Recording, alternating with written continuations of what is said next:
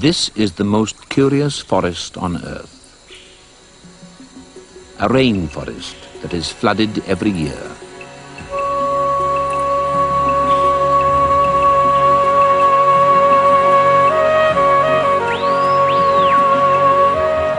The upper branches of the canopy reach high above the flood, but the forest floor is drowned by 10 meters of water.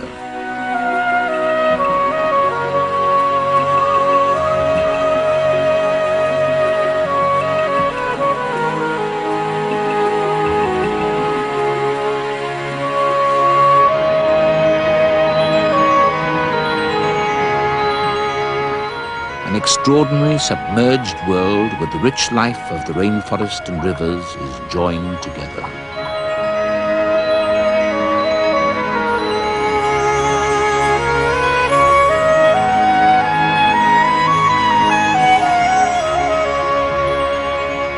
The Amazon is the greatest river system on Earth. Some of the strangest creatures in its waters are living reminders of its long and complex past. The relatives of Amazonian stingrays only live in the Pacific Ocean. And this tells us that once the mighty river flowed westwards and not eastwards into the Atlantic Ocean, as it does today. The most unusual Amazonian animal, whose relatives were marine, is the river dolphin called the boto. Unlike its oceanic relatives, the boto still retains primitive dolphin features, most conspicuously a long, slender beak reminiscent of species now extinct.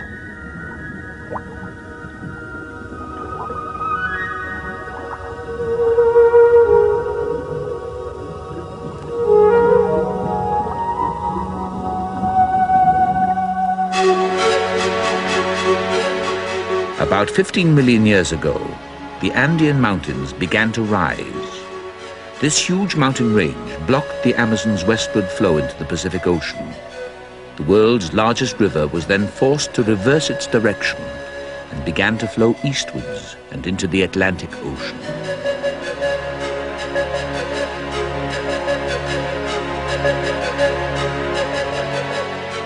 Heavy seasonal rainfall over the vast catchment area causes the rivers to flood.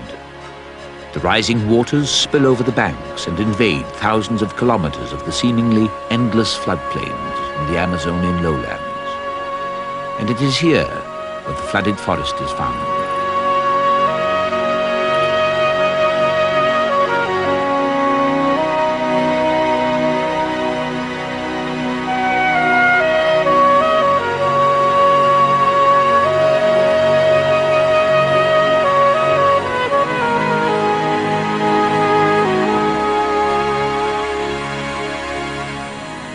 Unlike the upland rainforest, this forest is adapted to survive long periods of flooding each year. Incredibly, many of the saplings and other small trees are completely submerged for 6 to 9 months each year, but nevertheless, they are able to stay not only alive, but also green under the water.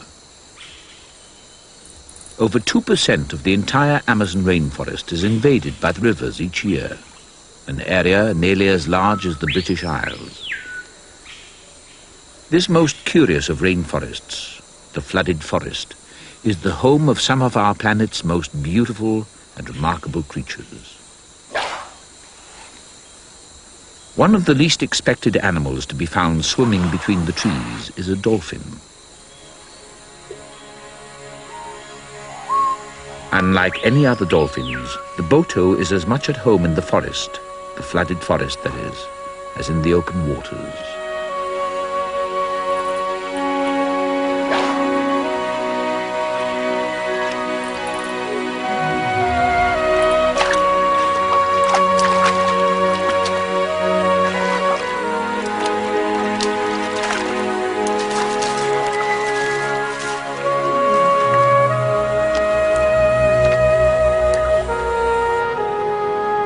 Although the flooded forest makes up only about 2% of the total Amazonian rainforest, it is nevertheless an extremely important link in the lives of many animals. With rising water, the flooded forests are not only invaded by water, but but also by many fish. The Amazon has the greatest variety of freshwater fish in the world. All of Europe has only about 300 species of fish, whereas the Amazon has at least 2,000. Perhaps as many as another 1,000 species await discovery in the giant river system. Most Amazon fish depend to some extent on the flooded forest for shelter and food. Instead of birds flying between the lower layers of the forest, fish now swim. Although Boto dolphins are nearly blind, they are able to find their way through the labyrinth of forest by using a type of sonar or echolocation. The Boto is unique. Unlike most other dolphins, the Boto has a flexible neck and is able to sweep its head back and forth to produce a very wide sonar image of its environment. This highly sophisticated navigational skill allows it to weave in and out of the trunks and branches of the flooded forest in search of fish.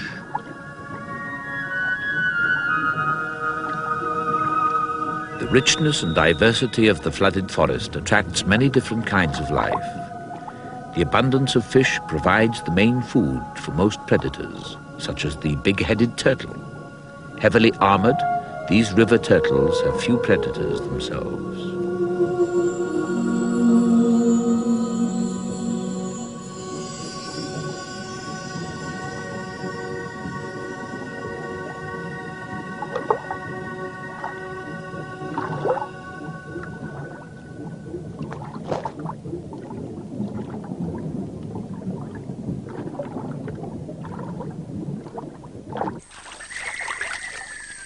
The people who live along the rivers are called caboclos. These rural inhabitants are a mixture of Indian, European and African peoples. They depend on the flooded forest for much of their subsistence food and still use many of the fishing and hunting techniques learned from the native Indians. The caboclos live along the edge of the rivers and forests. Canoes are their major means of transport and rivers their highways. When floodwater becomes high, caboclos can actually paddle through the canopy of the forest. It takes considerable skill to navigate through the maze of water and trees without getting lost. Parents teach their children at a very early age how to find their way in the world of the flooded forest.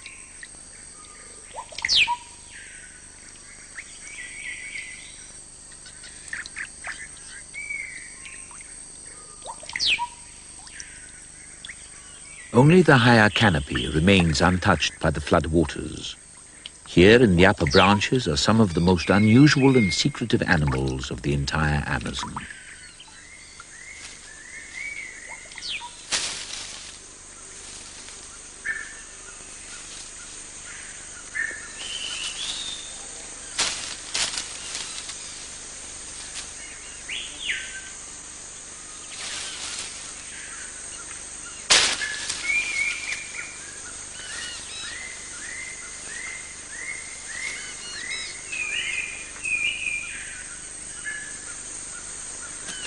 The white-balled wakari monkey is found only in the flooded forests of the Amazon, and even here, only in a small region of it. These monkeys have evolved an amazing ability for jumping between the flooded trees. This allows them to reach a larger number of food trees in their home ranges, which otherwise would be inaccessible to them.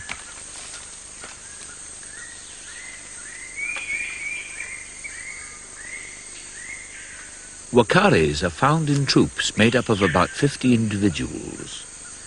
A wakari troop spreads out widely within its home range and splits into smaller groups of 4 or 5 individuals in a single tree.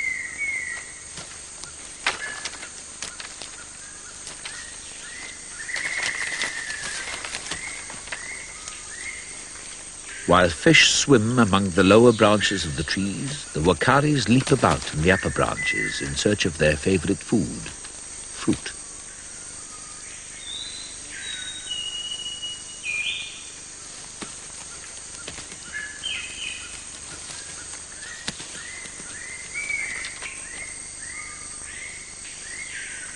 The white-balled wakari is also called the English monkey, perhaps because of its resemblance to sunburnt tourists or gin-drinking Englishmen.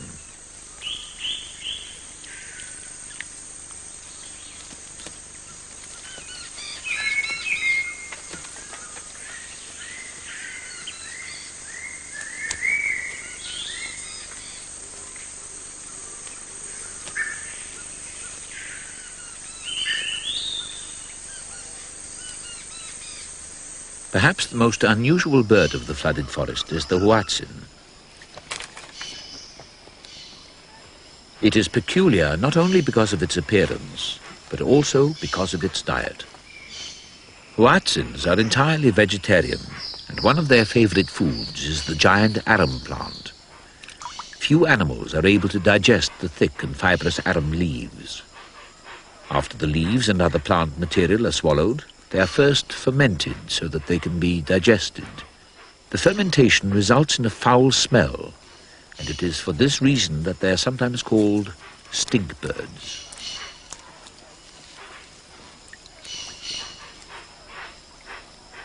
Huatzins breed during the floods because food is abundant and surrounding water will provide additional protection for nests and young.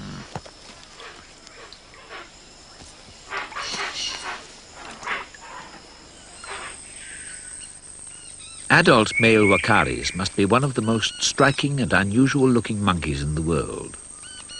As the male matures, the hair on his head recedes and his face becomes very red. This stands in striking contrast to his full coat of body hair.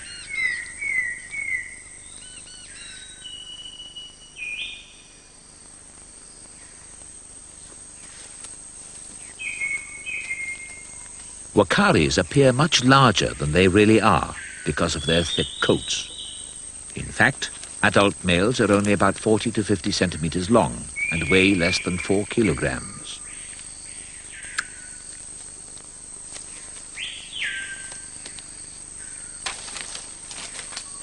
In contrast to the male, the female does not become so bald or red with age. She also lacks the large bulbous forehead of the male. There is a theory that the red face has evolved as a health indicator, especially for the presence of malaria. When males have malaria, their faces turn very pale.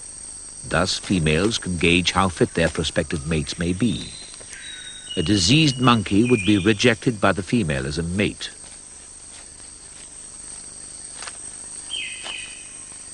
Possibly through this sexual selection, the wakari's face has become even redder.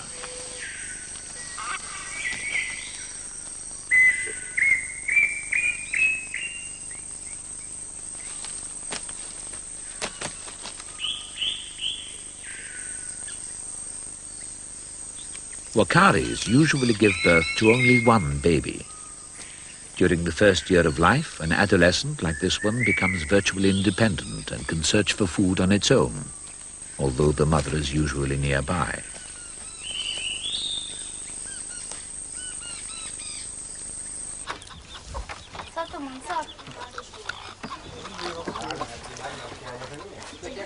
The lives of the caboclos are closely linked to the plants and animals of the flooded forest. From an early age, the children are fascinated by forest animals and keep some of them as pets.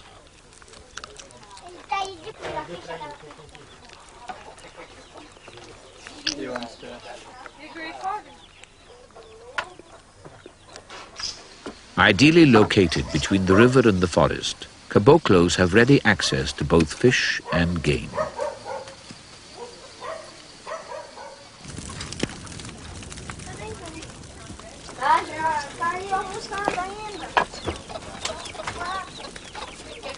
The caboclos supplement their fish and game diets with manioc, which they plant.